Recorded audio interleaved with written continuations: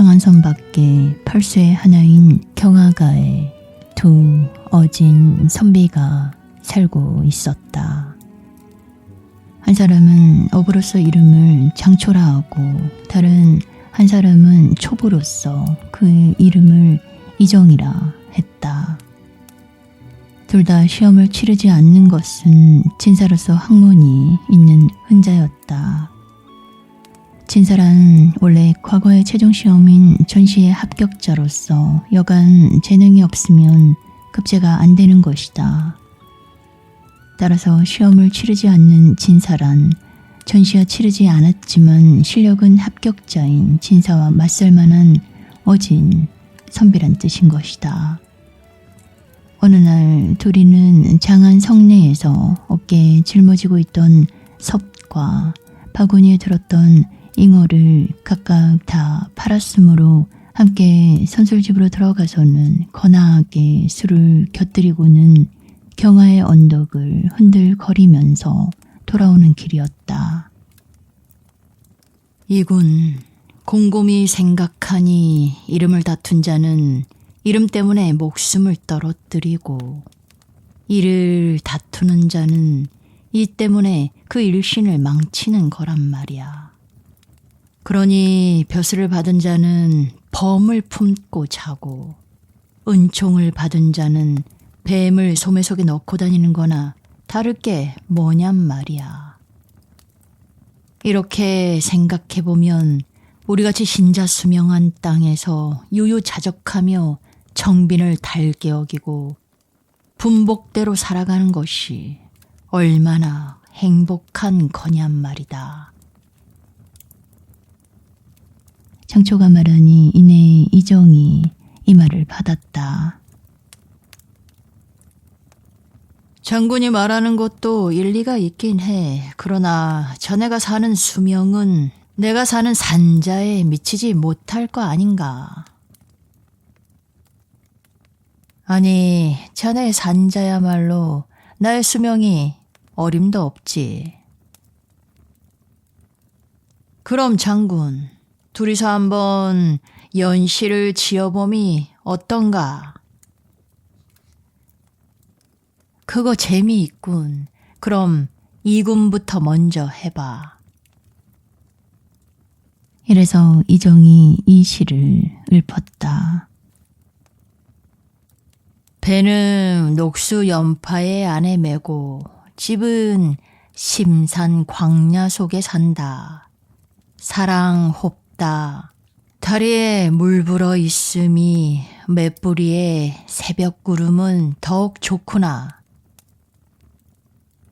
이렇게 시작해서 산의 경치, 이모저모, 세상의 시비를 잊고서 살아가는 풍류의 맛을 읊어나가니 끝나기를 기다려 장초도 다음과 같은 첫 귀로 시작해서 12개의 물을 예찬시로 응수를 했다. 풍월에 미치구나. 산야의 산에 강호에 편히 쉬는 늙은 첨지. 청안에 분수 있어 소세에 따르고 구설을 들음 없이 대평을 즐긴다. 둘이는 시를 읊으면서 오는 동안 문득 갈림길에까지 닿았으므로 손을 서로 들어 작별 인사를 나눴다. 이군, 길 조심하게나. 산길에 들어서면 특히 범 조심을 하고 만약 잘못이라도 있어봐. 그야말로 내일이면 한 길에서 고인을 볼 수 없다란 일이 되고 말 테니. 이정이 이 소리를 듣고 움칫하더니 그 말을 받아줬다. 끔찍한 녀석이로구나. 친구란 생사를 대신한다고 했는데 어째서 날 그렇게 저주하는 거냐. 내가 범을 만나 혼이 난다고 한다면 넌 강에서 배가 뒤집혀 수군 구경을 하게 되는 거다. 내가 파선한다는 건 천지가 개벽을 한데도 있을 수 없는 일이다. 하늘엔 생각밖에 풍운이 있고 사람에겐 잠시 새의 화복이 있는 법이다. 못으로 무사하다고 장담을 하는 거냐? 이군, 자넨 그렇게 말하지만 자네의 비난은 근거가 없어. 내가 근거를 가지고 있는 거와는 엄청나게 틀린단 말이야. 난 절대로 그런 죄안은 입지 않으니. 너의 물 위에서의 생활이란 건 위험천만인 것이다. 그러면서도 큰 소리를 치느냐. 넌 모르는 소리다. 이 장안성 내 서문거리에 점치는 선생 한 분이 있지만 내가 매일 금빛 잉어를 한 마리씩 그분에게 보내니 그 선생은 궤를 뽑아주셨다. 그 장소에서 낚시질을 하면 백발백중으로 낚여드는 것이거든. 그래서 오늘도 궤를 뽑아 달랬더니 경화에 구부러진 동력에다가 그물을 치고 선역에서 낚으라고 가르쳐 주셨다. 이래서 배에다가 고기를 가득 싣고 돌아올 수가 있었어. 내일 저자로 가서 그것을 판 돈으로 자네와 술을 흥껏 마시기로 하세. 둘이는 거기서 헤어졌다. 그런데 옛말대로 낱말은 새가 듣고 반말은 쥐가 듣는다는 것일까. 이때 이 경화의 수부에 수중을 두루 순찰하던 야차가 백발백중이란 말을 들었던 것이다. 그는 급히 수정궁으로 되돌아가서는 이 사실을 용왕에게 아뢰었다. 큰일 났습니다. 큰일 났습니다. 뭐가 큰일이란 말이냐. 제가 수중을 두루 살피다가 물가에까지 가니 어부와 초부 두 사람이 서로 얘기를 주고받고 하는데 작별할 때 얘기가 해괴했습니다. 장안성의 서문거리에 점을 치는 선생 한 분이 있는데 아주 점괘를 잘 뺀다. 나는 매일 잉어 한 마리씩을 보내어서 점괘를 받았지만 그물을 내리면 백발백중이다. 어부가 이런 말을 하고 있었습니다. 만약 그렇게 영락 없이 점괘가 맞는다고 한다면 우리들 수족들은 몰살이 되고 말지 않겠습니까? 이 소리를 들은 용왕은 녹이 등등해서 성걸음으로 칼을 차고 장안성으로 뛰어들어가서는 그 점쟁이를 죽여버리겠다고 흥분을 했다. 그러니 곁에서 왕의 아들과 손자와 새우 신하와 개 신하와 준치 장수와 쏘가리 소경과 잉어 승지 등이 앞으로 나와서는 일제히 아뢰었다. 대왕님, 먼저 그 노여움을 푸십시오. 상말에도 한쪽 말만 듣고 송사 못한다고 하지 않았습니까? 대왕께서는 한번 거사를 하옵시면 구름이나 비가 협력을 할 것은 필연의 사실이옵니다. 일이 이렇게 되오면 장안성 내 백성들을 놀라게 할 뿐만 아니라 필경에는 옥죄의 벌을 받게 되옵니다. 대왕께서는 자유자재로 변화를 하시오니 한 사람의 서생으로 변하셔서 장안성으로 가시와 그 사정을 살펴보심이 좋을까 하옵니다. 과연 그 같은 자가 있다면 그때 서슴지 않고 그를 목 베어줘도 늦지 않을 것이라 믿사옵니다. 사실은 사실무근인지도 모를 일일 것이옵니다. 용왕이 이 말을 받아들이고는 복음을 내던지며 풍우를 일으킨 것도 그만두었다.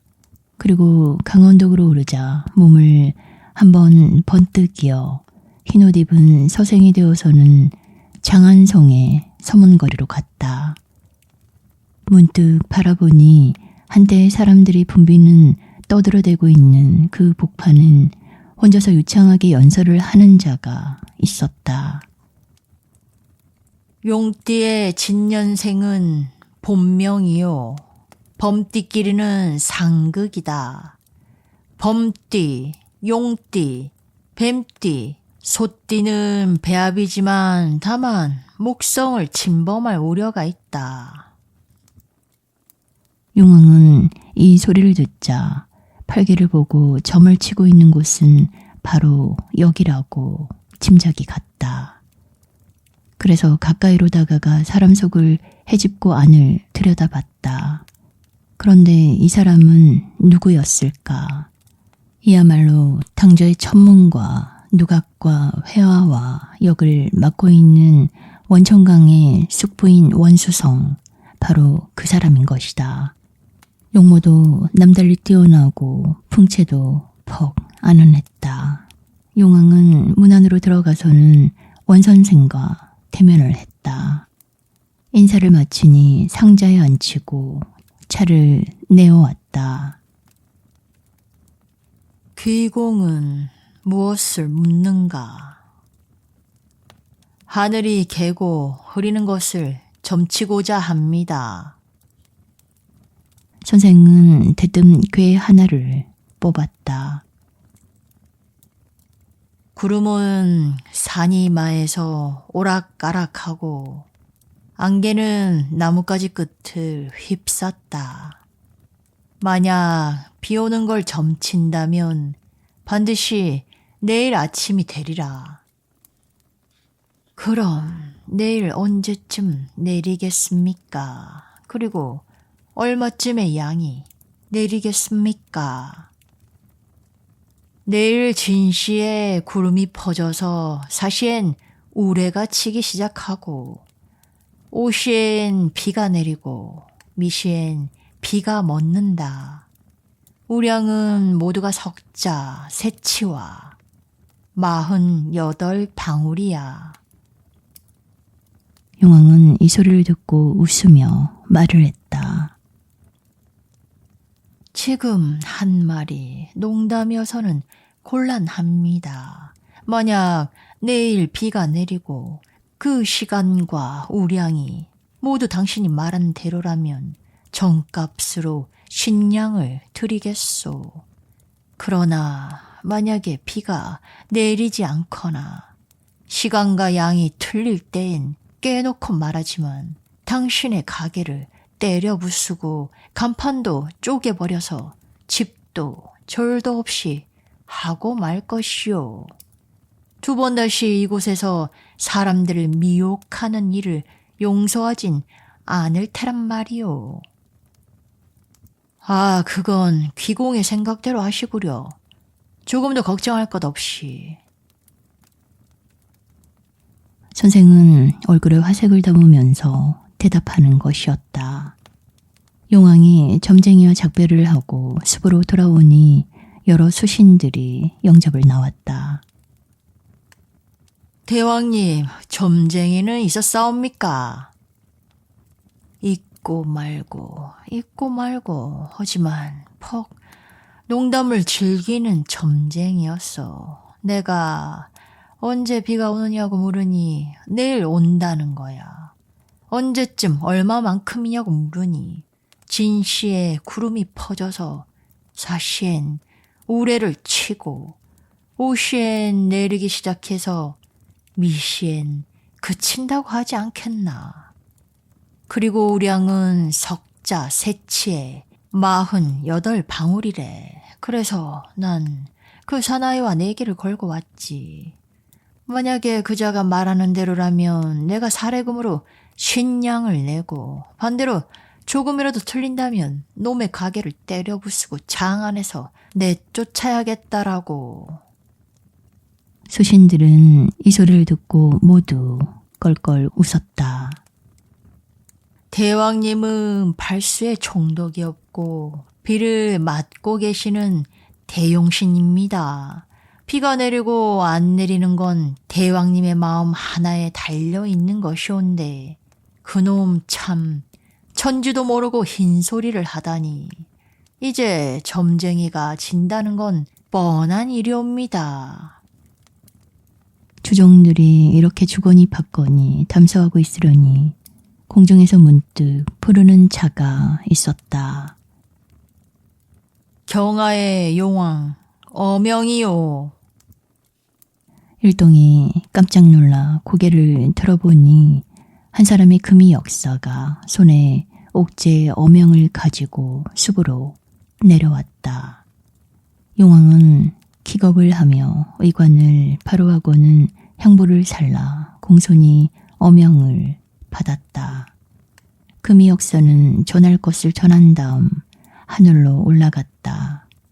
용왕이 절하고 봉투를 찢으니 거기에는 이런 것이 적혀 있었다. 어명으로서 팔수의 총독에게 명하노니 우레를 몰고 번개를 끼고 가서 내일 아침에 비를 내려 두루 장안성을 적시라. 그런데 가만히 살아보니 옥제의 시간과 우량은 점쟁이의 점괘와 추호도 어긋남이 없는 것이었다. 기겁을 한 용왕은 혼비백산 둘러섰던 수족들을 바라보고는 한탄을 했다. 속계에 저 같은 선성이 있었을 줄이야. 이렇게 되면 영락 없이 내가 내기에 치고 마는 게지. 대왕님, 너무 근심하시지 마옵소서. 그 사나이에게 이기기란 쉬운 일이옵니다. 소신은 계책으로서 기필코 놈의 입을 봉해 보여드리겠습니다. 준치 장수가 이렇게 상주하니 용왕은 기뻐하면서 그 계책이란 것을 물었다. 비를 내리시는 시간과 양을 조금만 어긋나게 하옵시면 그놈의 점괘와는 벗어나게 되옵니다. 어찌 이기지 못하는 법이 있겠사옵니까? 이래서 용왕은 장수의 헌책을 받아들이기로 했다. 다음날 용왕은 풍백과 내공과 운동과 전모들을 이끌고는 장안성의 아득한 하늘 위로 날아왔다. 그리고는 사시가 되자 구름을 펼치고 오시엔 우레를 치고 미시엔 비를 내리고 신시엔 먹게 했다. 비의 양은 석장의 40방울, 그러니까 점쟁이의 시간에서 일각을 뒤놓추고 양은 세치와 8방울을 줄인 셈이 된다. 용왕은 여러 장수들을 각각의 부서로 돌아가게 하고 자신은 구름을 아래로 낮추어서 전과 같은 서생으로 둔갑을 해서 원수성의 가게로 찾아갔다. 그리고는 불문곡직하고 간판과 문방구 등을 닥치는 대로 모조리 쳐부숴 버렸다. 그러나 점쟁이는 의자에 고쳐 앉은 채 조금도 놀라는 기색을 보이지 않았다. 용왕은 문짝을 휘두르면서 점쟁이에게 덤벼들었다. 사람의 기륭을 함부로 말하고 인심을 미혹하는 이 고약한 놈아. 너의 괴는 맞지를 않고 말하는 것도 엉터리다. 오늘 내린 비의 시간이나 양이 다 틀려 있지 않느냐. 그런데도 넌 아직 점잖게 높은 자리에 앉아있단 말이냐. 냉큼 나와서 꺼지지 못하겠느냐. 목숨만은 살려줄 테다. 그러나 수성은 조금도 꺾이지 않고 그냥 허공만 우러러보면서 비웃어댔다. 난 예사야, 죽을 죄를 지진 않았어. 오히려 내게 그 염려가 더 많은 걸. 다른 사람의 눈을 속일 수는 있어도 내 눈은 속일 수가 없지. 난 내가 어떤 자인지를 알고 있다. 넌 서생이 아니라 경하의 용왕이야. 넌 옥제의 어명을 어기고는 비 내리는 시간을 변경하고 그 양을 함부로 줄여서 하늘의 약속을 깨트렸다. 필연코 용을 처형하는 과룡대 위에서의 한 칼을 면할 수는 없을 터이다. 그러면서도 이 자리에서 날 꾸짖는 거냐. 이 소리를 듣자 용왕은 모골이 송연해지면서 문짝을 내던지고는 잘못을 빌었다. 선생님, 제발 용서해 주십시오. 아까 한 말은 모두 농담입니다. 이야말로 농가 성진, 하늘의 법도를 어길 줄이야. 선생님, 부디 저를 살려주십시오. 그렇지 않으면 전 죽었으면 죽었지. 선생을 놓지는 않겠습니다. 땅바닥에 손을 짚고 수성에게 애원을 했다. 나에겐 너를 살려줄 아무런 재간이 없다. 그러나 너에게 사는 길을 가르쳐서 목숨이 붙어있게는 해주마. 고맙습니다. 부디 가르침을 주십시오. 넌 내일 5시 3점에 인간계의 벼슬아치 위증에게로 데리고 가서 처단하기로 돼 있어. 그러니까 황급히 달려가서 지금의 임금님께 부탁하는 거다. 위증이란 당왕 아래에서 일본은 재상이니 재상에게 미리 애원을 해놓으면 틀림없이 무사하긴 할 거다. 인간계 벼슬아치란 인조간을 말하는 것인데 이 인조란 원래 천조에 대한 민조란 광명을 말하는 것이었으나 당나라 태종의 이름이 세민이었기 때문에 민자를 피해서 인조라고 해서 그 관청에서 일보는 사람을 이렇게 가리키는 것이다. 용왕은 이 말을 듣자 땅에 엎드려서 수성에게 예를 올리고 눈엔 눈물을 머금으면서 그곳으로 물러갔다. 어느덧 해도 서녁으로 넘어가고 달이 솟았다. 경하의 용왕은 숲으로는 돌아가지 않고 궁중에서 자식경까지 기다렸다가 구름을 걷고 태골의 문전에 가서 섰다. 때마침 태종은 꿈길을 따라 국문을 나와서 지금 막 달 아래 꽃그늘을 걷고 있는 참이었다. 용왕은 대뜸 인간의 모습으로 둔갑을 해가지고서는 나아가 엎드렸다. 폐하, 소신을 살려주시옵소서. 소신을 살려주시옵소서. 그대는 도대체 누구인가? 살려는 주겠다만 폐하는 진용이 없고 전 죄를 저지른 엄룡이옵시다. 전 하느님의 법도를 어겼기 때문에 폐하의 어진 신하이신 위증이란 분에게 처단을 받게 되었사옵니다. 청을 드리려 온 것은 바로 그 일이오니 은혜 높으신 폐하께서 소신을 부디 살려주시기 바라옵니다. 중국에서는 천자를 용에다가 비유했기 때문에 진용이라 함은 죄악이 없는 착하고 어진 임금이란 뜻인 것이다. 위증의 손에서 처단이 되게 되어 있다면 과인이 살려주지.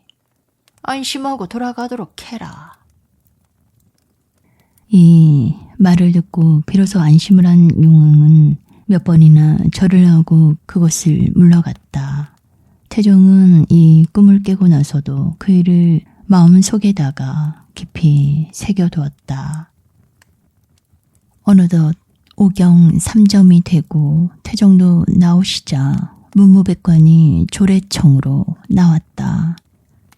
이윽고 조회가 끝나니 백관들은 각기 제자리로 가서 섰다.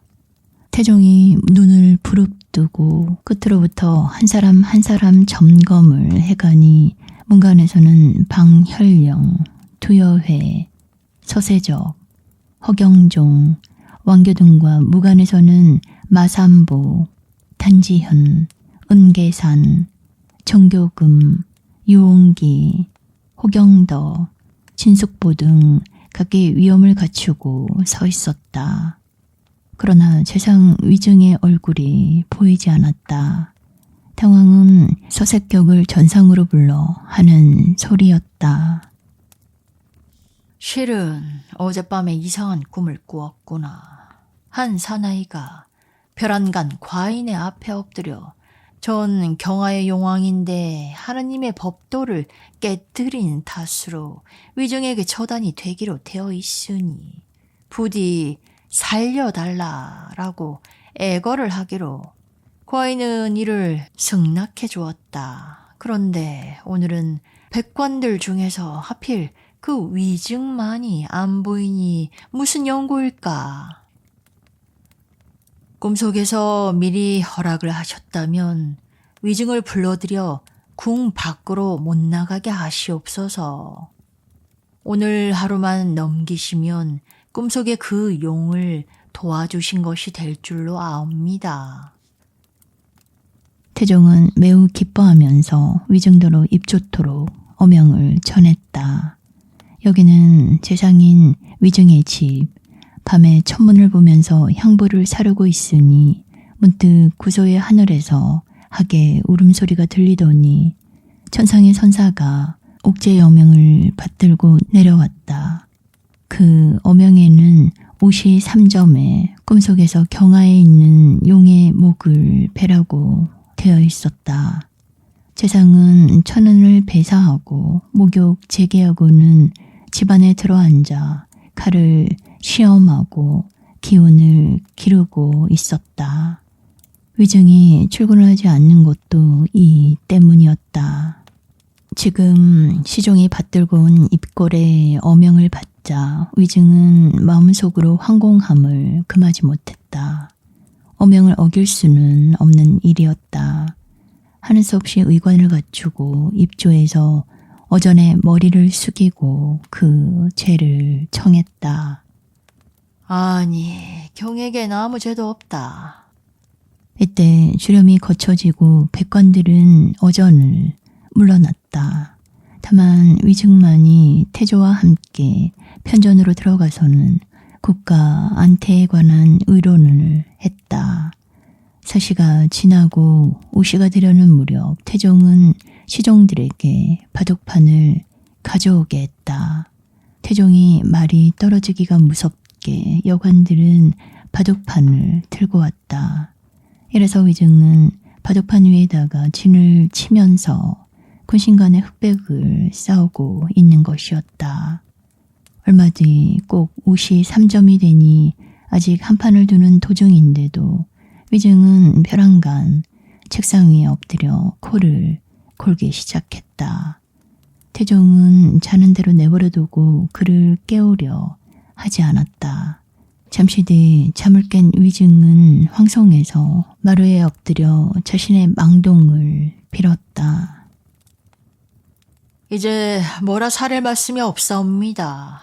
지쳐서 그만 무엄한 짓을 하고 말았사옵니다. 폐하, 아무쪼록 신이 폐하를 업신 여긴 것에 대해 이 죄를 용서해 주시옵소서. 아니, 경에겐 아무 죄도 없다. 자, 일어나게나. 이 판은 그만두고 처음부터 새로 시작하도록 하세. 위증은 군원에 감사의 뜻을 드리고 다시 돌을 지었다. 이때 벼랑간 밖에서 사람들이 웅성거리는 소리가 들려왔다.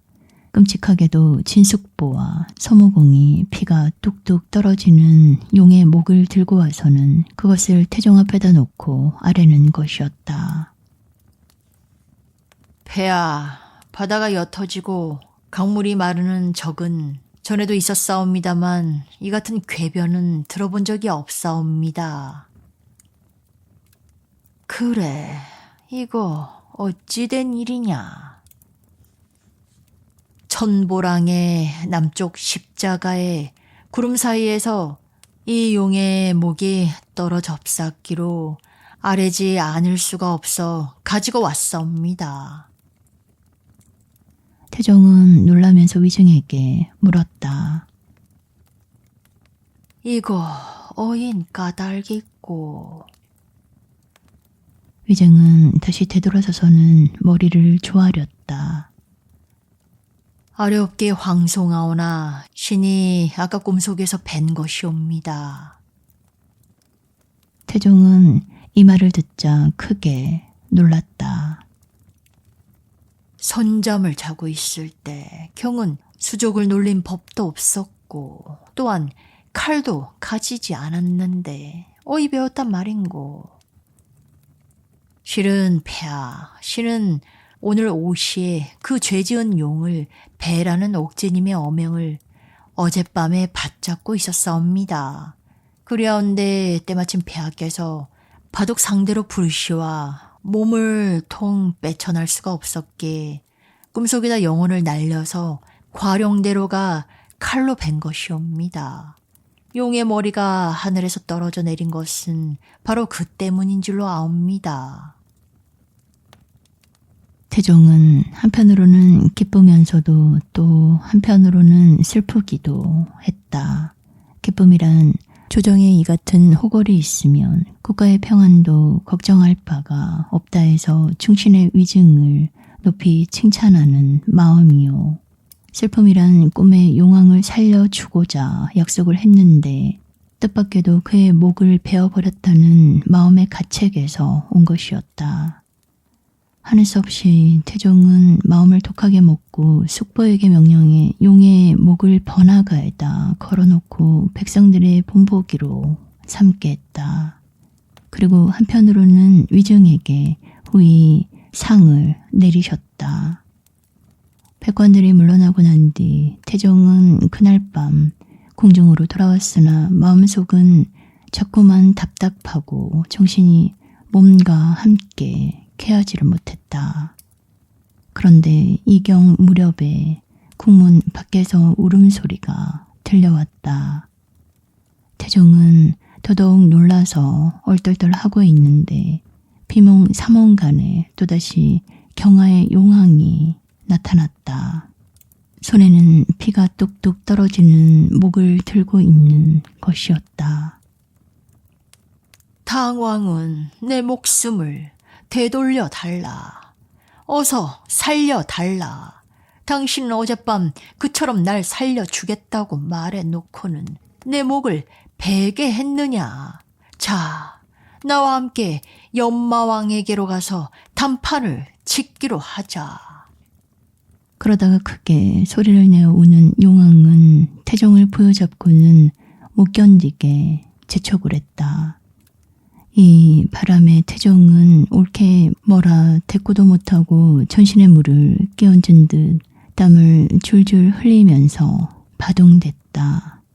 이렇게 진퇴양난이 되어 있을 때 정남량에서 향기로운 구름을 두르고 영롱한 안개를 피우면서 선녀 한 사람이 나타났다. 손에 쥐고 있던 버들가지로 한번 휘저으니 그 목 떨어진 용은 구슬프게 흐느끼면서 서북방으로 자취를 감추었다. 이 선녀야말로 바로 관현보살이었던 것이다. 그때 마침 토지신의 사당에서 묵고 있다가 이 세상에서는 듣지 못한 울음소리를 들었기 때문에 나와서는 엄룡을 물리치고 황제의 위급한 고비를 구해주었던 것이다. 그 용이 명부에 가서 상소를 한 이야기는 잠시 두기로 하겠다. 그런데 태종은 꿈에서 깨나자 자꾸만 외치는 것이었다. 귀신이 왔다. 귀신이 왔어. 후궁의 후비와 가까이 모시고 있는 환관들이 모두 기겁을 해서 안절부절 온밤을 뜬 눈으로 세웠다. 이었고 입궐하는 오경 3점이 되어 문무백관들이 궁문 앞에 이르러 황제가 나오기를 기다렸으나 날이 환하게 새어 있는데도 무슨 일인지 황제는 나오지를 않았다. 그러다가 해가 높이 솟았을 무렵 비로소 황제로부터 전갈이 왔다. 과인은 기분이 쾌치 못한 탓으로 백관들의 오늘의 조회를 그만두기로 한다.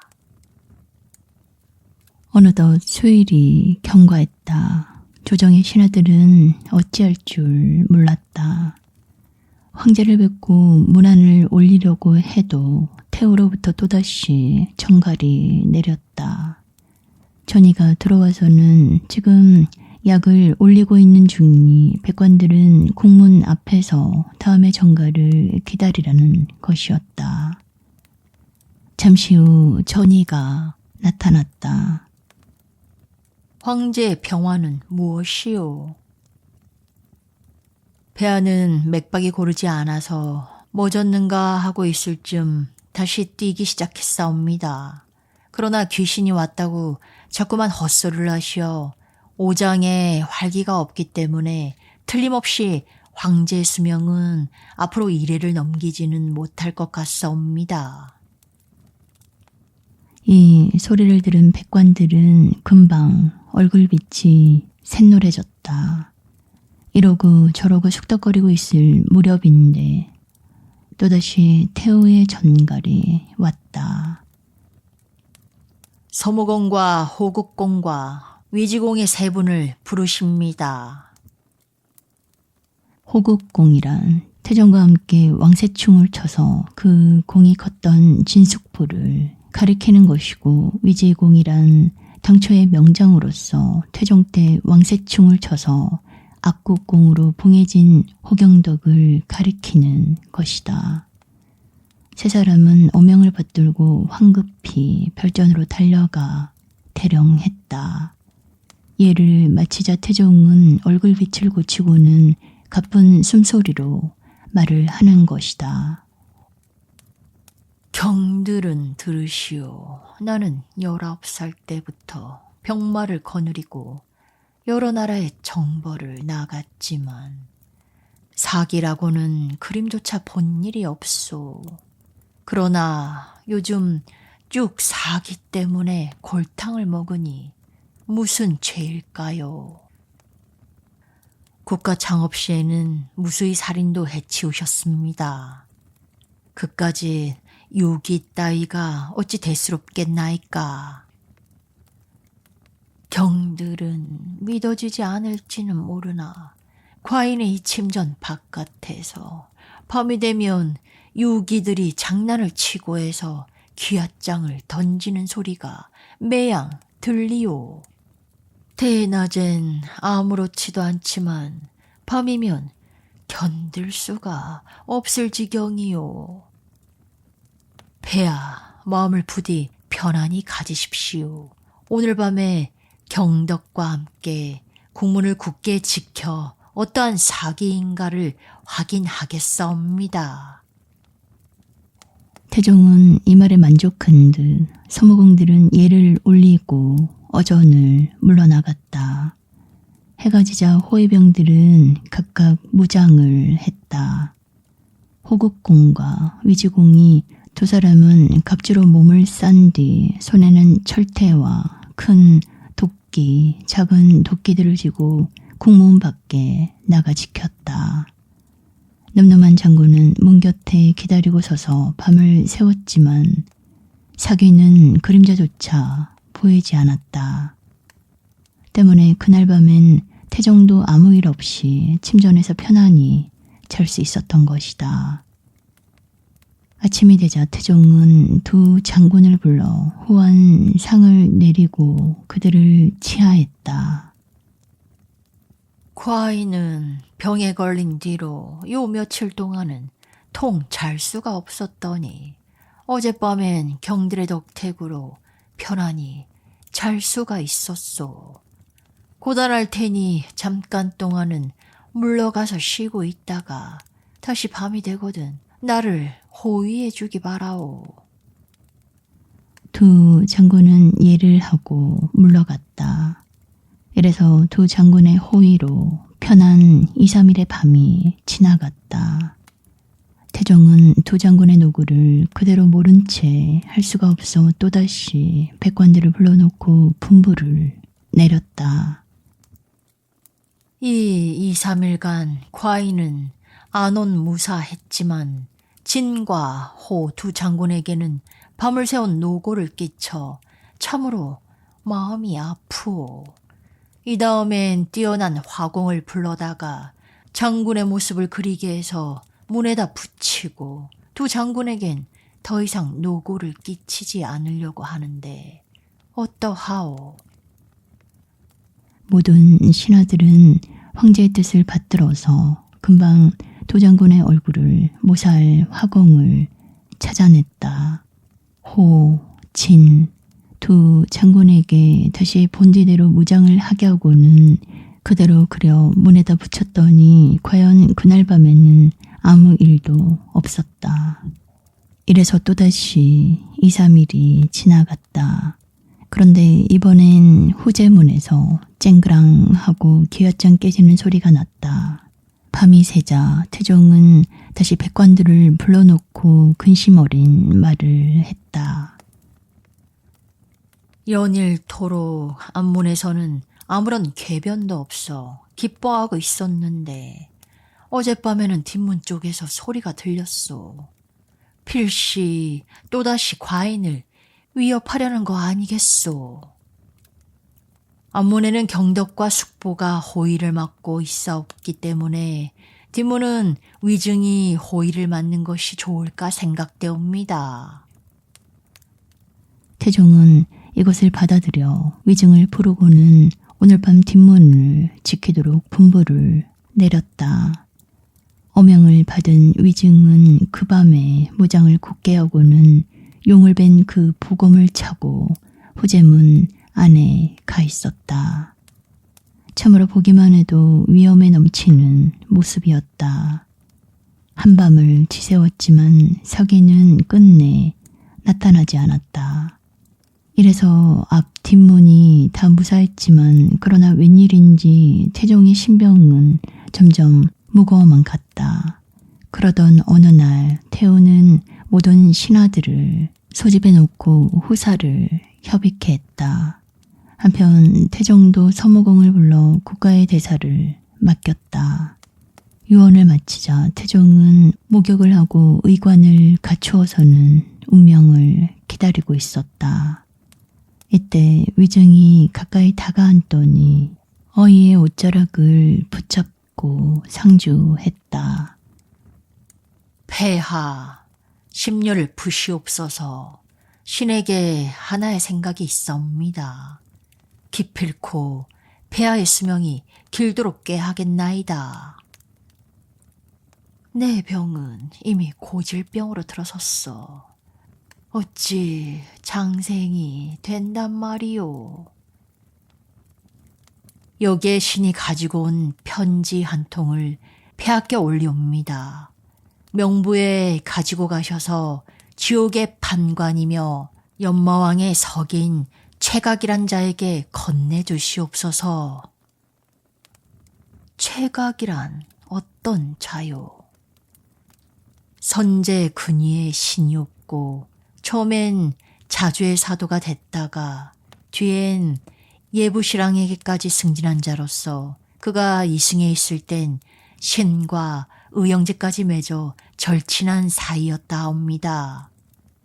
이자는 이승을 떠나 명부의 연마왕 밑에서 서기관으로 일하고 있사오나 신과는 꿈속에서 항상 만나고 있사옵니다. 만약 이 편지를 그에게 건네신다면 신과의 교분을 생각하와 반드시 폐하를 다시 환생케 하여 줄 줄로 믿사옵니다. 태종은 편지를 받자 소매 속에 넣더니 이미 눈을 감고 숨을 거두었다. 빈비와 황태자와 문무 양관들이 모두 상장을 달고 소리를 높여 울었다. 이래서 화려하게 장식된 어간은 이름 놓은 미양 궁중에 있는 백호전에다 모셔두게 되었다. 창안선 밖에 팔수의 하나인 경화가에 두 어진 선비가 살고 있었다. 한 사람은 어부로서 이름을 장초라 하고 다른 한 사람은 초부로서 그 이름을 이정이라 했다. 둘 다 시험을 치르지 않는 것은 진사로서 학문이 있는 흔자였다. 진사란 원래 과거의 최종시험인 전시의 합격자로서 여간 재능이 없으면 급제가 안 되는 것이다. 따라서 시험을 치르지 않는 진사란 전시와 치르지 않았지만 실력은 합격자인 진사와 맞설 만한 어진 선비란 뜻인 것이다. 어느 날 둘이는 장안 성내에서 어깨에 짊어지고 있던 섭과 바구니에 들었던 잉어를 각각 다 팔았으므로 함께 선술집으로 들어가서는 거나하게 술을 곁들이고는 경화의 언덕을 흔들거리면서 돌아오는 길이었다. 이군, 곰곰이 생각하니 이름을 다툰 자는 이름 때문에 목숨을 떨어뜨리고 이를 다투는 자는 이 때문에 그 일신을 망치는 거란 말이야. 그러니 벼슬을 받은 자는 범을 품고 자고 은총을 받은 자는 뱀을 소매 속에 넣고 다니는 거나 다를 게 뭐냔 말이야. 이렇게 생각해보면 우리같이 신자수명한 땅에서 유유자적하며 정빈을 달게 여기고 분복대로 살아가는 것이 얼마나 행복한 거냔 말이다. 장초가 말하니 이내 이정이 이 말을 받았다. 장군이 말하는 것도 일리가 있긴 해. 그러나 자네가 사는 수명은 내가 사는 산자에 미치지 못할 거 아닌가. 아니, 자네의 산자야말로 나의 수명이 어림도 없지. 그럼 장군, 둘이서 한번 연시를 지어봄이 어떤가? 그거 재미있군. 그럼 이군부터 먼저 해봐. 이래서 이정이 이 시를 읊었다. 배는 녹수 연파에 안에 메고 집은 심산 광야 속에 산다. 사랑 홉다. 다리에 물 불어 있음이 맷뿌리에 새벽 구름은 더욱 좋구나. 이렇게 시작해서 산의 경치, 이모저모, 세상의 시비를 잊고서 살아가는 풍류의 맛을 읊어나가니 끝나기를 기다려 장초도 다음과 같은 첫 귀로 시작해서 12기의 물을 예찬시로 응수를 했다. 풍월에 미치구나. 산야의 산에 강호에 편히 쉬는 늙은 첨지. 청안에 분수 있어 소세에 따르고 구설을 들음 없이 대평을 즐긴다. 둘이는 시를 읊으면서 오는 동안 문득 갈림길에까지 닿았으므로 손을 서로 들어 작별 인사를 나눴다. 이군, 길 조심하게나. 산길에 들어서면 특히 범 조심을 하고 만약 잘못이라도 있어봐. 그야말로 내일이면 한 길에서 고인을 볼 수 없다란 일이 되고 말 테니. 이정이 이 소리를 듣고 움찔하더니 그 말을 받아줬다. 끔찍한 녀석이로구나. 친구란 생사를 대신한다고 했는데 어째서 날 그렇게 저주하는 거냐. 내가 범을 만나 혼이 난다고 한다면 넌 강에서 배가 뒤집혀 수군 구경을 하게 되는 거다. 내가 파선한다는 건 천지가 개벽을 한데도 있을 수 없는 일이다. 하늘엔 생각밖에 풍운이 있고 사람에겐 잠시 새의 화복이 있는 법이다. 못으로 무사하다고 장담을 하는 거냐? 이군, 자넨 그렇게 말하지만 자네의 비난은 근거가 없어. 내가 근거를 가지고 있는 거와는 엄청나게 틀린단 말이야. 난 절대로 그런 죄안은 입지 않으니. 너의 물 위에서의 생활이란 건 위험천만인 것이다. 그러면서도 큰 소리를 치느냐. 넌 모르는 소리다. 이 장안성 내 서문거리에 점치는 선생 한 분이 있지만 내가 매일 금빛 잉어를 한 마리씩 그분에게 보내니 그 선생은 궤를 뽑아주셨다. 그 장소에서 낚시질을 하면 백발백중으로 낚여드는 것이거든. 그래서 오늘도 궤를 뽑아 달랬더니 경화에 구부러진 동력에다가 그물을 치고 선역에서 낚으라고 가르쳐 주셨다. 이래서 배에다가 고기를 가득 싣고 돌아올 수가 있었어. 내일 저자로 가서 그것을 판돈으로 자네와 술을 흥껏 마시기로 하세. 둘이는 거기서 헤어졌다. 그런데 옛말대로 낱말은 새가 듣고 반말은 쥐가 듣는다는 것일까. 이때 이 경화의 수부에 수중을 두루 순찰하던 야차가 백발백중이란 말을 들었던 것이다. 그는 급히 수정궁으로 되돌아가서는 이 사실을 용왕에게 아뢰었다. 큰일 났습니다. 큰일 났습니다. 뭐가 큰일이란 말이냐. 제가 수중을 두루 살피다가 물가에까지 가니 어부와 초부 두 사람이 서로 얘기를 주고받고 하는데 작별할 때 얘기가 해괴했습니다. 장안성의 서문거리에 점을 치는 선생 한 분이 있는데 아주 점괘를 잘 뺀다. 나는 매일 잉어 한 마리씩을 보내어서 점괘를 받았지만 그물을 내리면 백발백중이다. 어부가 이런 말을 하고 있었습니다. 만약 그렇게 영락 없이 점괘가 맞는다고 한다면 우리들 수족들은 몰살이 되고 말지 않겠습니까? 이 소리를 들은 용왕은 녹이 등등해서 성걸음으로 칼을 차고 장안성으로 뛰어들어가서는 그 점쟁이를 죽여버리겠다고 흥분을 했다. 그러니 곁에서 왕의 아들과 손자와 새우 신하와 개 신하와 준치 장수와 쏘가리 소경과 잉어 승지 등이 앞으로 나와서는 일제히 아뢰었다. 대왕님, 먼저 그 노여움을 푸십시오. 상말에도 한쪽 말만 듣고 송사 못한다고 하지 않았습니까?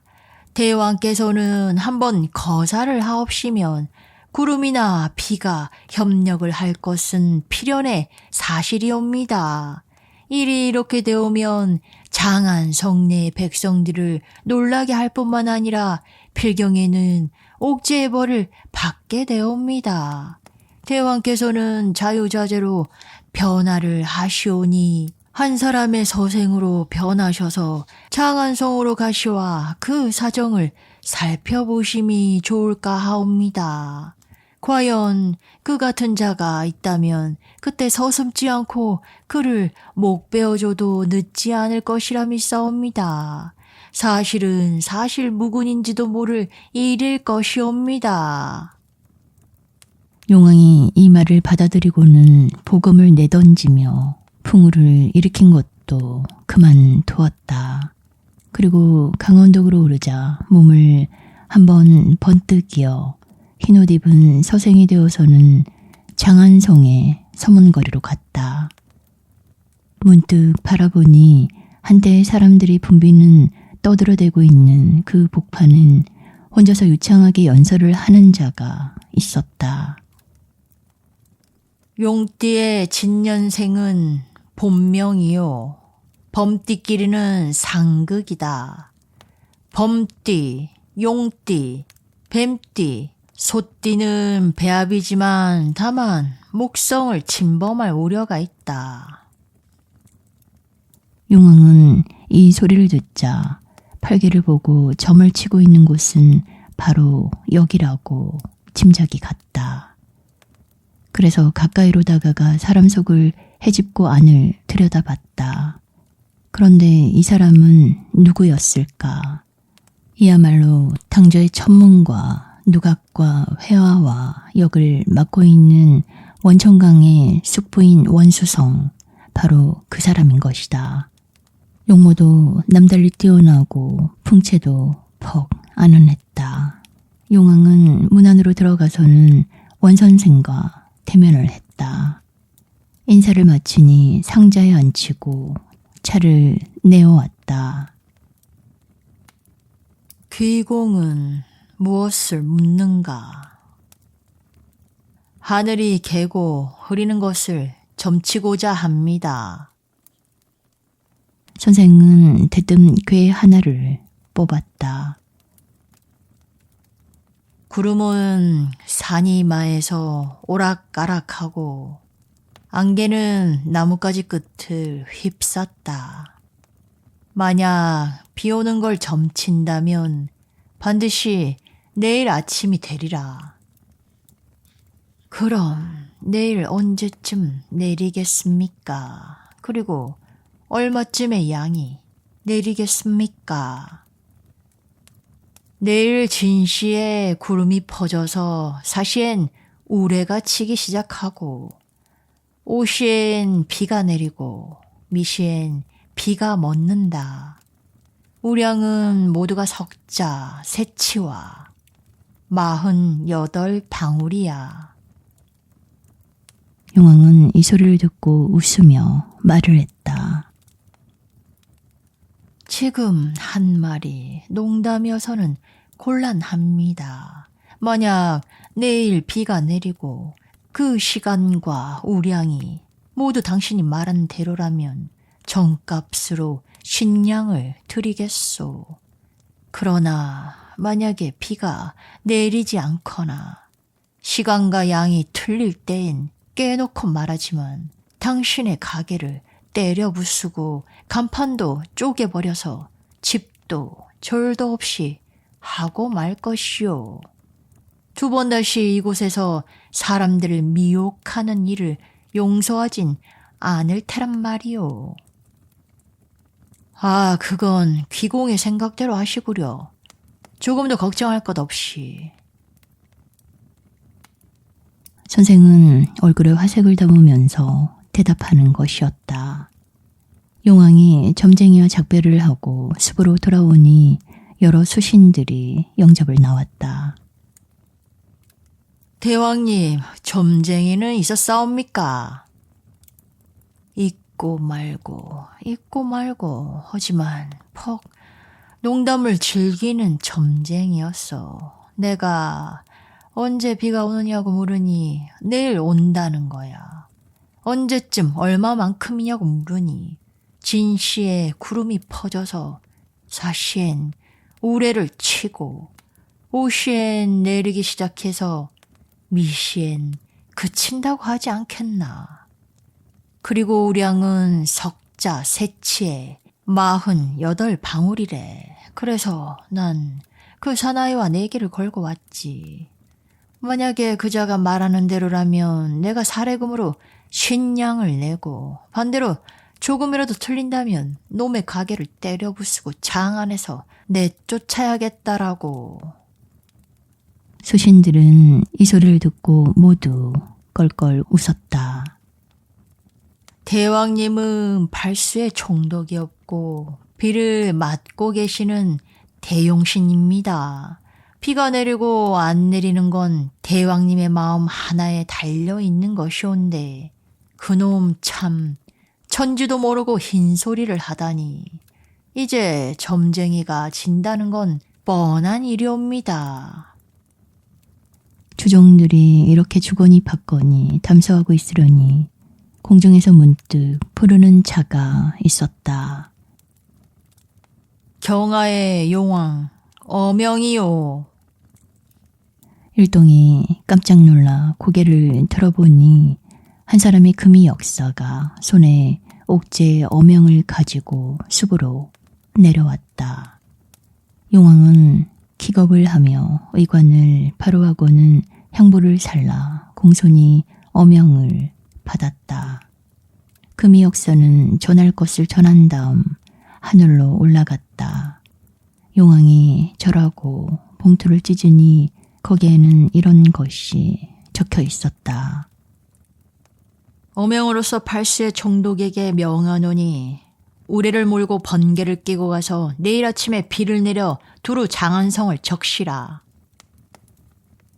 그런데 가만히 살아보니 옥제의 시간과 우량은 점쟁이의 점괘와 추호도 어긋남이 없는 것이었다. 기겁을 한 용왕은 혼비백산 둘러섰던 수족들을 바라보고는 한탄을 했다. 속계에 저 같은 선성이 있었을 줄이야. 이렇게 되면 영락없이 내가 내게 지고 마는 게지.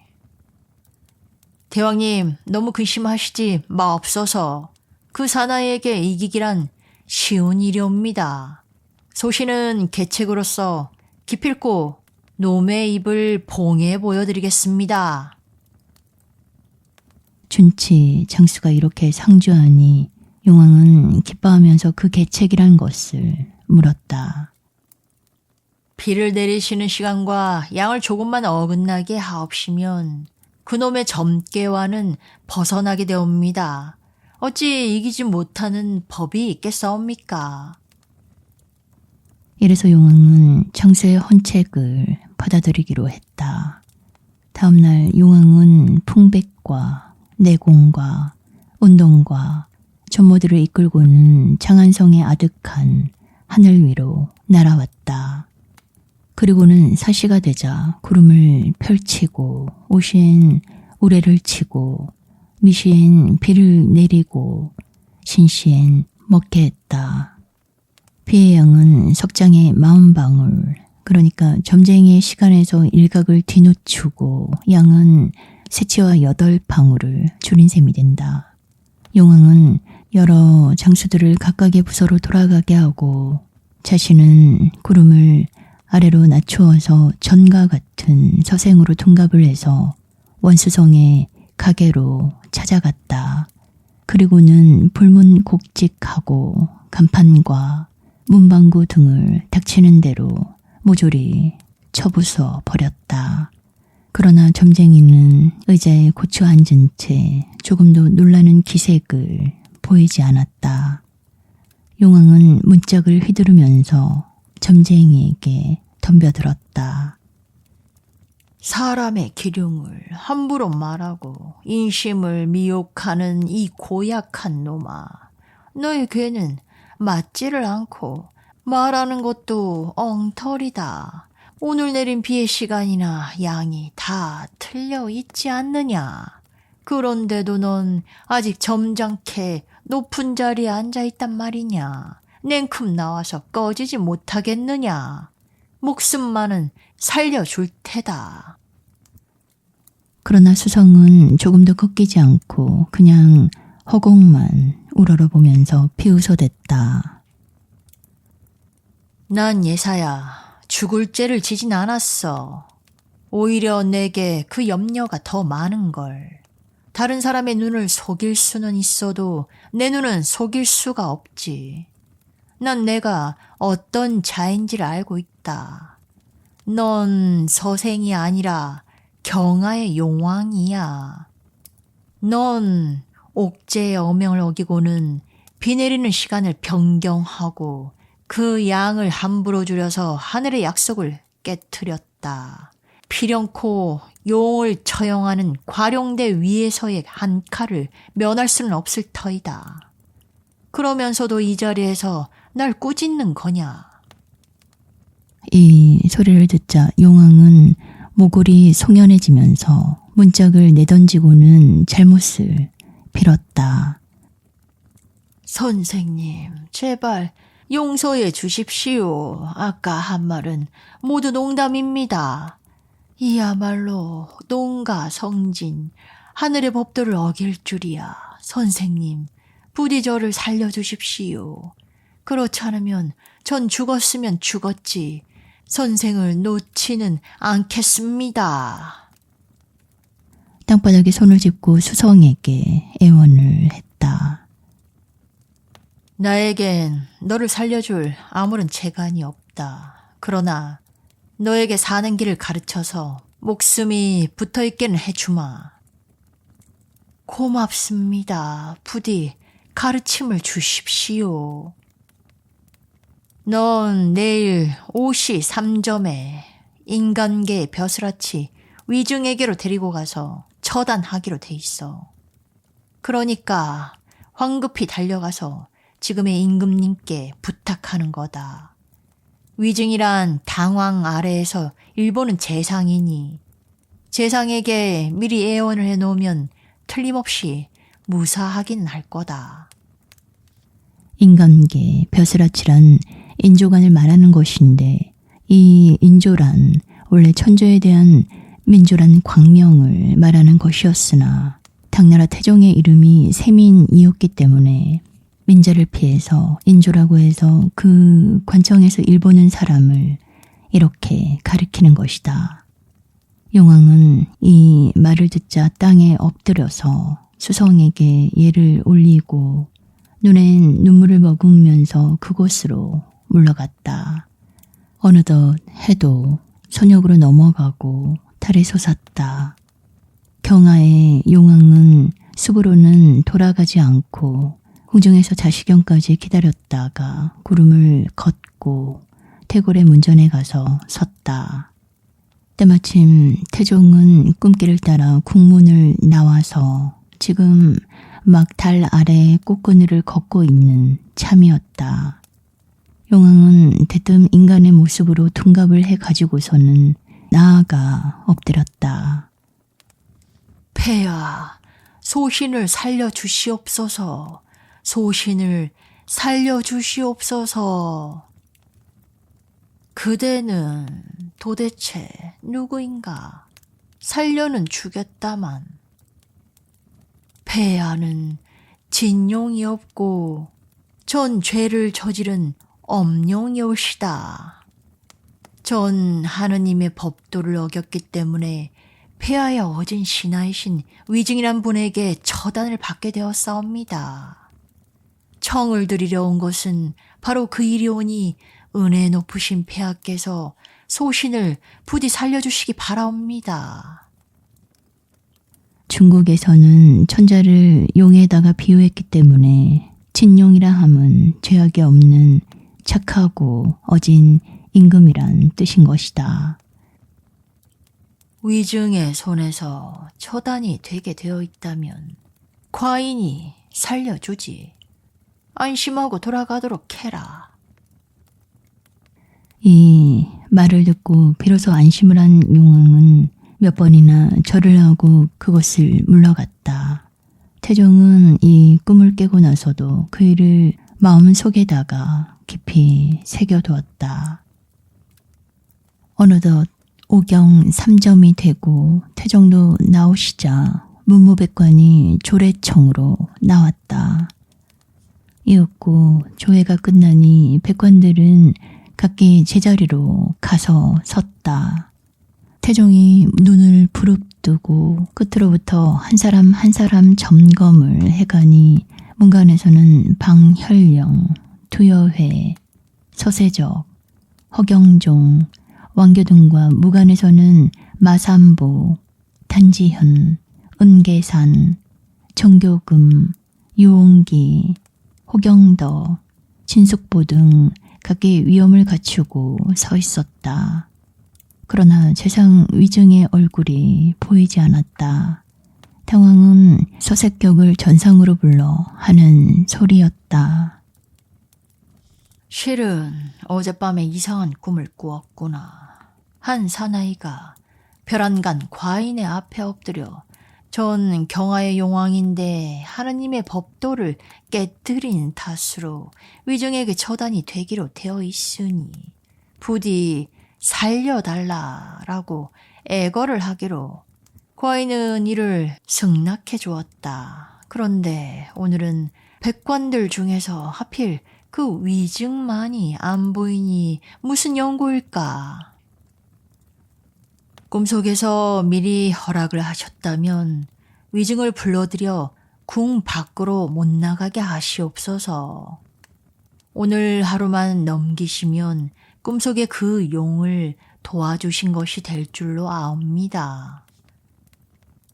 태종은 매우 기뻐하면서 위증도로 입좋도록 어명을 전했다. 여기는 제상인 위증의 집. 밤에 천문을 보면서 향부를 사르고 있으니 문득 구소의 하늘에서 하게 울음소리가 들리더니 천상의 선사가 옥제의 어명을 받들고 내려왔다. 그 어명에는 옷이 3점에 꿈속에서 경하에 있는 용의 목을 베라고 되어 있었다. 재상은 천은을 배사하고 목욕 재개하고는 집안에 들어앉아 칼을 시험하고 기운을 기르고 있었다. 위증이 출근을 하지 않는 것도 이 때문이었다. 지금 시종이 받들고 온 입골의 어명을 받자 위증은 마음속으로 황공함을 금하지 못했다. 어명을 어길 수는 없는 일이었다. 하는 수 없이 의관을 갖추고 입조에서 어전에 머리를 숙이고 그 죄를 청했다. 아니, 경에겐 아무 죄도 없다. 이때 주렴이 거쳐지고 백관들은 어전을 물러났다. 다만 위증만이 태조와 함께 편전으로 들어가서는 국가 안태에 관한 의론을 했다. 사시가 지나고 오시가 되려는 무렵 태종은 시종들에게 바둑판을 가져오게 했다. 태종이 말이 떨어지기가 무섭게 여관들은 바둑판을 들고 왔다. 이래서 위증은 바둑판 위에다가 진을 치면서 군신 간의 흑백을 싸우고 있는 것이었다. 얼마 뒤 꼭 옷이 3점이 되니 아직 한 판을 두는 도중인데도 위증은 벼랑간 책상 위에 엎드려 코를 골기 시작했다. 태종은 자는 대로 내버려두고 그를 깨우려 하지 않았다. 잠시 뒤 잠을 깬 위증은 황송해서 마루에 엎드려 자신의 망동을 빌었다. 이제 뭐라 살할 말씀이 없사옵니다. 지쳐서 그만 무엄한 짓을 하고 말았사옵니다. 폐하, 아무쪼록 신이 폐하를 업신 여긴 것에 대해 이 죄를 용서해 주시옵소서. 아니, 경에겐 아무 죄도 없다. 자, 일어나게나. 이 판은 그만두고 처음부터 새로 시작하도록 하세. 위증은 군운에 감사의 뜻을 드리고 다시 돌을 쥐었다. 이때 벼랑간 밖에서 사람들이 웅성거리는 소리가 들려왔다. 끔찍하게도 진숙보와 서무공이 피가 뚝뚝 떨어지는 용의 목을 들고 와서는 그것을 태종 앞에다 놓고 아뢰는 것이었다. 폐하, 바다가 옅어지고 강물이 마르는 적은 전에도 있었사옵니다만 이 같은 궤변은 들어본 적이 없사옵니다. 그래, 이거 어찌 된 일이냐. 천보랑의 남쪽 십자가에 구름 사이에서 이 용의 목이 떨어져 접삭기로 아래지 않을 수가 없어 가지고 왔사옵니다. 태종은 놀라면서 위증에게 물었다. 이거 어인 까닭있고. 위증은 다시 되돌아서서는 머리를 조아렸다. 어렵게 황송하오나 신이 아까 꿈속에서 뵌 것이옵니다. 태종은 이 말을 듣자 크게 놀랐다. 선잠을 자고 있을 때 경은 수족을 놀린 법도 없었고 또한 칼도 가지지 않았는데 어이 배웠단 말인고. 실은 폐하, 신은 오늘 오시에 그 죄지은 용을 배라는 옥제님의 어명을 어젯밤에 받잡고 있었사옵니다. 그리하온데 때마침 폐하께서 바둑 상대로 불시와 몸을 통 빼쳐날 수가 없었기에 꿈속에다 영혼을 날려서 과룡대로가 칼로 벤 것이옵니다. 용의 머리가 하늘에서 떨어져 내린 것은 바로 그 때문인 줄로 아옵니다. 태종은 한편으로는 기쁘면서도 또 한편으로는 슬프기도 했다. 기쁨이란 조정에 이 같은 호걸이 있으면 국가의 평안도 걱정할 바가 없다 해서 충신의 위증을 높이 칭찬하는 마음이요. 슬픔이란 꿈의 용왕을 살려주고자 약속을 했는데 뜻밖에도 그의 목을 베어버렸다는 마음의 가책에서 온 것이었다. 하는 수 없이 태종은 마음을 독하게 먹고 숙보에게 명령해 용의 목을 번화가에다 걸어놓고 백성들의 본보기로 삼게 했다. 그리고 한편으로는 위증에게 후이 상을 내리셨다. 백관들이 물러나고 난 뒤 태종은 그날 밤 궁중으로 돌아왔으나 마음속은 자꾸만 답답하고 정신이 몸과 함께 쾌하지를 못했다. 그런데 이경 무렵에 궁문 밖에서 울음소리가 들려왔다. 태종은 더더욱 놀라서 얼떨떨하고 있는데 비몽 사몽간에 또다시 경하의 용왕이 나타났다. 손에는 피가 뚝뚝 떨어지는 목을 들고 있는 것이었다. 당왕은 내 목숨을 되돌려 달라. 어서 살려 달라. 당신은 어젯밤 그처럼 날 살려주겠다고 말해놓고는 내 목을 베게 했느냐. 자, 나와 함께 연마왕에게로 가서 단판을 짓기로 하자. 그러다가 크게 소리를 내어 우는 용왕은 태종을 부여잡고는 못 견디게 재촉을 했다. 이 바람에 태종은 옳게 뭐라 대꾸도 못하고 전신의 물을 끼얹은 듯 땀을 줄줄 흘리면서 바둥댔다. 이렇게 진퇴양난이 되어 있을 때 정남량에서 향기로운 구름을 두르고 영롱한 안개를 피우면서 선녀 한 사람이 나타났다. 손에 쥐고 있던 버들가지로 한번 휘저으니 그 목 떨어진 용은 구슬프게 흐느끼면서 서북방으로 자취를 감추었다. 이 선녀야말로 바로 관현보살이었던 것이다. 그때 마침 토지신의 사당에서 묵고 있다가 이 세상에서는 듣지 못한 울음소리를 들었기 때문에 나와서는 엄룡을 물리치고 황제의 위급한 고비를 구해주었던 것이다. 그 용의 명부에 가서 상소를 한 이야기는 잠시 두기로 하겠다. 그런데 태종은 꿈에서 깨나자 자꾸만 외치는 것이었다. 귀신이 왔다. 귀신이 왔어. 후궁의 후비와 가까이 모시고 있는 환관들이 모두 기겁을 해서 안절부절 온밤을 뜬 눈으로 세웠다. 이었고 입궐하는 오경 3점이 되어 문무백관들이 궁문 앞에 이르러 황제가 나오기를 기다렸으나 날이 환하게 새어 있는데도 무슨 일인지 황제는 나오지를 않았다. 그러다가 해가 높이 솟았을 무렵 비로소 황제로부터 전갈이 왔다. 과인은 기분이 쾌치 못한 탓으로 백관들의 오늘의 조회를 그만두기로 한다. 어느덧 수일이 경과했다. 조정의 신하들은 어찌할 줄 몰랐다. 황제를 뵙고 문안을 올리려고 해도 태우로부터 또다시 전갈이 내렸다.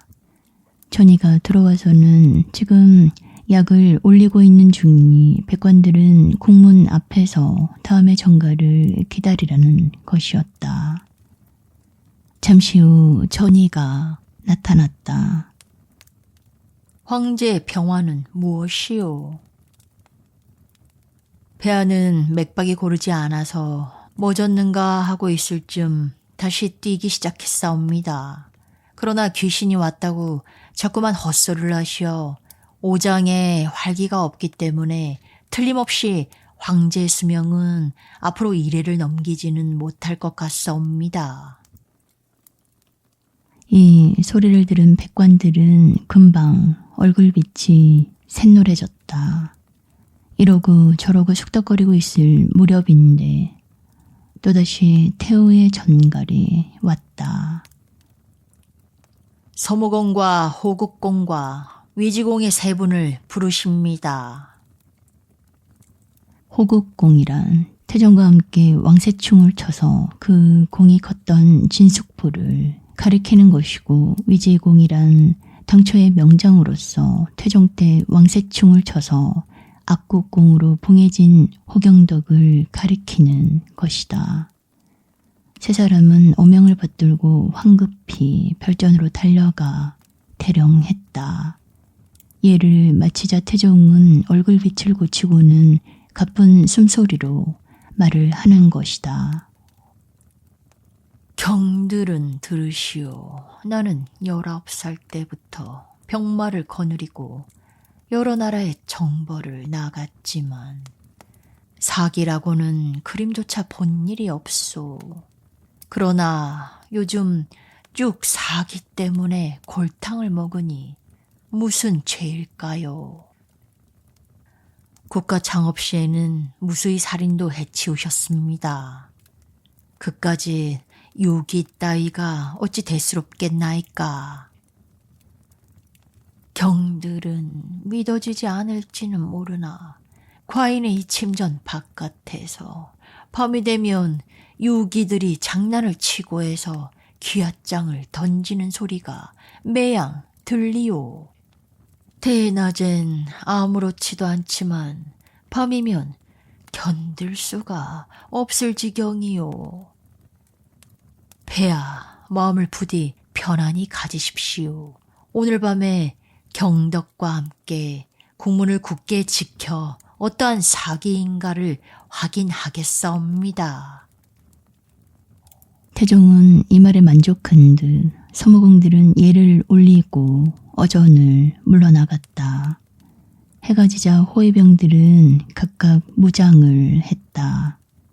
호국공과 위지공이 두 사람은 갑주로 몸을 싼 뒤 손에는 철퇴와 큰 도끼, 작은 도끼들을 쥐고 국문 밖에 나가 지켰다. 늠름한 장군은 문 곁에 기다리고 서서 밤을 새웠지만 사귀는 그림자조차 보이지 않았다.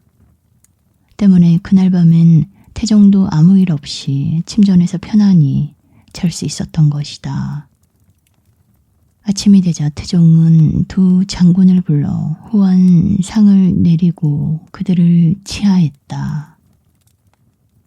과인은 병에 걸린 뒤로 요 며칠 동안은 통 잘 수가 없었더니 어젯밤엔 경들의 덕택으로 편안히 잘 수가 있었소. 고단할 테니 잠깐 동안은 물러가서 쉬고 있다가 다시 밤이 되거든 나를 호위해 주기 바라오. 두 장군은 예를 하고 물러갔다. 이래서 두 장군의 호위로 편한 2, 3일의 밤이 지나갔다. 태종은 두 장군의 노구를 그대로 모른 채 할 수가 없어 또다시 백관들을 불러놓고 분부를 내렸다. 이 2, 3일간 과인은 안온무사했지만 진과 호 두 장군에게는 밤을 새운 노고를 끼쳐 참으로 마음이 아프오. 이 다음엔 뛰어난 화공을 불러다가 장군의 모습을 그리게 해서 문에다 붙이고 두 장군에겐 더 이상 노고를 끼치지 않으려고 하는데 어떠하오? 모든 신하들은 황제의 뜻을 받들어서 금방 두 장군의 얼굴을 모사할 화공을 찾아냈다. 호, 진 두 장군에게 다시 본디대로 무장을 하게 하고는 그대로 그려 문에다 붙였더니 과연 그날 밤에는 아무 일도 없었다. 이래서 또다시 2, 3일이 지나갔다. 그런데 이번엔 후제문에서 쨍그랑 하고 기왓장 깨지는 소리가 났다. 밤이 새자 태종은 다시 백관들을 불러놓고 근심 어린 말을 했다. 연일토록 안문에서는 아무런 궤변도 없어 기뻐하고 있었는데 어젯밤에는 뒷문 쪽에서 소리가 들렸소. 필시 또다시 과인을 위협하려는 거 아니겠소.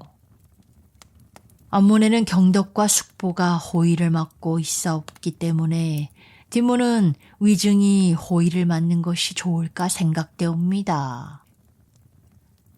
태종은 이것을 받아들여 위증을 부르고는 오늘 밤 뒷문을 지키도록 분부를 내렸다. 어명을 받은 위증은 그 밤에 무장을 굳게 하고는 용을 벤 그 부검을 차고 후제문 안에 가 있었다. 참으로 보기만 해도 위험에 넘치는 모습이었다. 한밤을 지새웠지만 서기는 끝내 나타나지 않았다. 이래서 앞 뒷문이 다 무사했지만 그러나 웬일인지 태종의 신병은 점점 무거워만 갔다. 그러던 어느 날 태우는 모든 신하들을 소집해 놓고 후사를 협의케 했다. 한편 태종도 서무공을 불러 국가의 대사를 맡겼다. 유언을 마치자 태종은 목욕을 하고 의관을 갖추어서는 운명을 기다리고 있었다. 이때 위증이 가까이 다가앉더니 어이의 옷자락을 붙잡고 상주했다. 폐하, 심려를 부시옵소서. 신에게 하나의 생각이 있사옵니다. 기필코 폐하의 수명이 길도록 꾀하겠나이다.